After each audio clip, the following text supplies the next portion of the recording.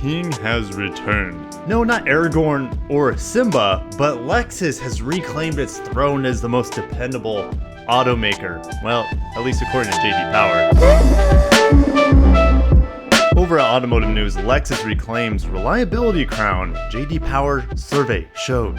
And guys, anytime we have JD Power or consumer reports, you should always take it with a grain of salt. There are always nuggets of truth in these surveys, but there's also misleading information. So just take it with a pinch of salt and let's get into it. Here we are, Lexus at the top with 81 problems for 100 vehicles. And going over to JD Power, this is how they rate dependability. So this is based on the responses from more than 80,000 verified owners of 3-year-old vehicles annually. If you're looking for long-term reliability, past 3, I mean, all these cars are still under warranty in 3 years. So yeah, it's not that important for three-year reliability, but it is a little bit indicative of long-term reliability. But of course, it's not going to paint the whole picture for us. But yes, it's just 3-year-old vehicles. And this rating focuses on the type and number of problems owners have experienced during the preceding 12 months with their 3-year-old vehicle. The fewer the number of problems, the higher the score. It's almost like golf. JD Power Golf. Okay, here we are at the rankings here. Of course, Lexus back at the top. I think last year it was something like Genesis overtook them. I made a video on it. And the irony is that Genesis has fallen all the way down. Well, they're still in the top 10. They're not that far away. But here we are, Lexus claiming #1 again. The 9th time in 10 years, Lexus is ranked at the top. So yeah, look no further in terms of the most reliable auto brand. It is Lexus.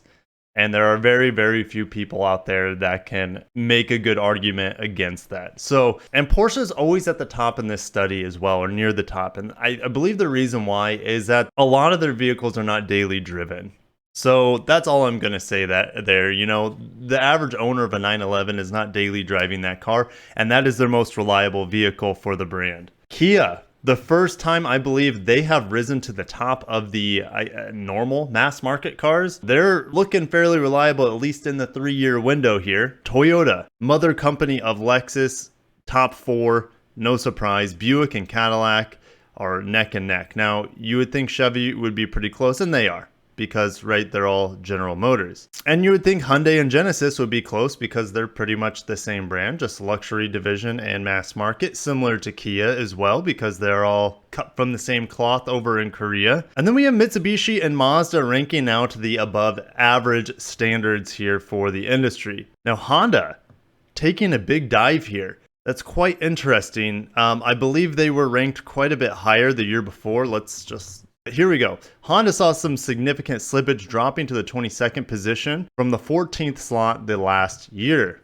Volkswagen and Honda were hampered by model launches, the Accord and the Odyssey in the case of Honda, which is ironic, right? Because the 3-year-old Honda Odyssey across the street from me had like a month of alarm going off randomly, spontaneously. So who knows? I think it was just a battery issue. Now, sitting at the bottom of the rankings were Jaguar, Alfa Romeo, and Land Rover. If you guys missed the news, the breaking news yesterday or the day before, depending on when you're watching this, Jaguar and Land Rover are pretty much going full electric in the coming years. I believe in the next 5 years or so, fully electrified their entire lineup. And I believe they're cutting all their SUVs as well. So they're just going to do sedans, while their brother company Land Rover is going to do the SUV end of things and not go fully electric, but focus on hybrids, plug-in hybrids, as well as electric vehicles. So interesting. Very interesting from Jaguar and Land Rover. Maybe that will help their dependability.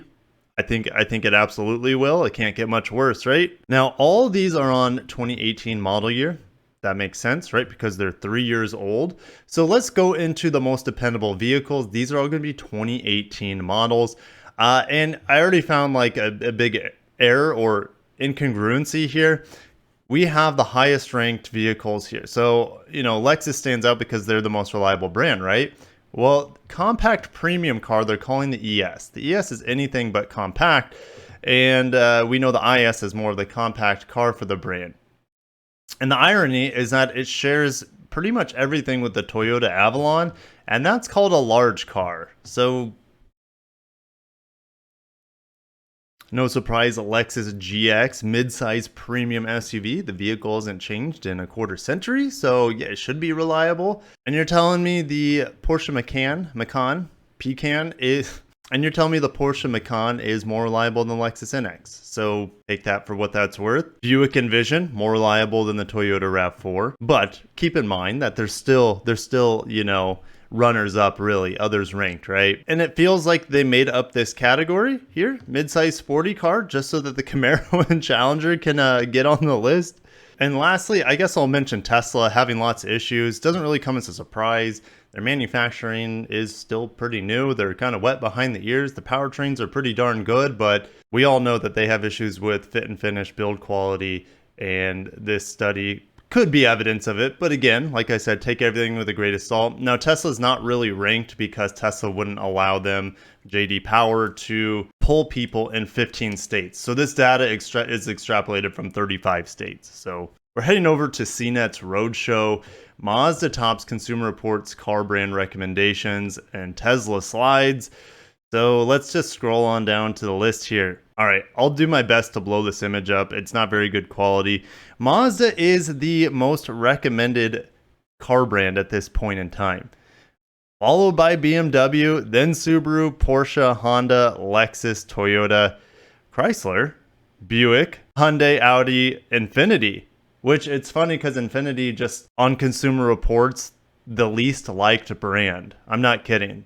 So Consumer Reports is saying, oh yeah, Infiniti's on the, you know, on the top end of the list for recommended brands, but they're also saying that it is the absolute least liked brand next to Nissan. Nissan was not very high on that. Actually, they were very, very low. And scrolling all the way down at the very last on the list is Alfa Romeo, Land Rover, Mitsubishi, Jeep. Where's Jaguar? That's down there as well. So I thought that was interesting. It seems like it's Mazda's very first time being on top of the recommendation list for Consumer Reports. But again, anytime we're talking about Consumer Reports or JD Power, take it with a grain of salt. It's really for my entertainment purposes. This annual list of recommended cars is based on 50 tests on predicted reliability and owner satisfaction. So Mazda is the first time at the top, dethroning Porsche from last year, and they say Tesla fell 5 spots from last year as reliability issues overweighed remarkably high scores from the owners. As well as Tesla slipping, Kia and Genesis tumbled down as well, and Genesis fell 13 places due to declining predictable reliability, which is funny because remember, going back to JD Power, they were number 1 last year for predicted reliability, and here they are still really high on the list for JD Power's predicted reliability. So I love how these two sites often contradict each other. And I got a couple more news pieces before I let you go.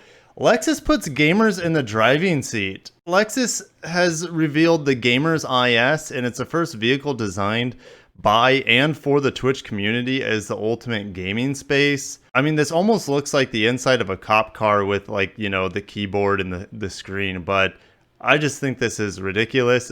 I don't really have an issue with it. You know, they're trying to gain favor with young people, and the IS is seemingly the vehicle for that, especially based off their advertising with the new IS. The issue I have with it is that for so many years, Toyota and Lexus kept their vehicles outside of video games because it promoted illegal racing on the streets. I think it's just a cover-up because they had exclusivity in the video game space only to Gran Turismo, which is produced in Japan. So here they are actually putting a gaming PC inside of a Lexus. So not only to me are they going to be recommitting to their video game roots as they should, but if they thought illegal street racing was bad, I mean, how dangerous is gaming in the vehicle? So it's just ridiculous. I'll just leave it there. I hope they get some customers out of it because I'm sure they spent tons of money with this advertising campaign. I guess that's the best way to put it. But we're going to keep moving. Toyota Newsroom. Toyota West Virginia announces $200 million new investment and 100 new jobs. So what are they investing in over in West Virginia? Upgrading engine production line. New jobs to add third shift. And they are increasing the assembly capacity of its 4-cylinder engine line. So they're also upgrading the 6-cylinder engine production line with new equipment and machinery. and creating flexibility based on market demand for Toyota's vehicles assembly plants in the United States and Canada. 100 new jobs will create a third shift due to the significant increase in RAV4 engine production at the Buffalo site. This increases assembly of an additional 5,900 engines per month, or more than 70,000 engines per year. The upgrade project and hiring will be complete in the second half of 2022. So what are my thoughts about this? Well, I wasn't expecting to hear them revamp their 6-cylinder production line as well, but this is mainly about its 4 cylinders. So not only are they selling RAV4s before they even hit the dealerships, because the demand is there, they're also going to be producing the Lexus NX in Canada, and they will be needing 4-cylinder engines for that vehicle from the hybrid end as well as the base model now. So we have, in theory, we should be getting an NX 250 with the 2.5 liter 4-cylinder engine with around 205 horsepower or so. So I think they're amping up production for that, as well as all the hybrids that will be utilizing the 2.5 liter 4-cylinder going forward. Guys, I'll leave it there. What do you think about the JD Power dependability? What do you think about Consumer Reports recommendations? Lexus putting gaming PCs in the new IS. And yes, Toyota doubling down on engine production here in the United States. So I'll leave it there. Thank you so much for watching. Made it this far in the video. Smash the like button, subscribe. Thank you so much for 100,000 subscribers again. We're growing.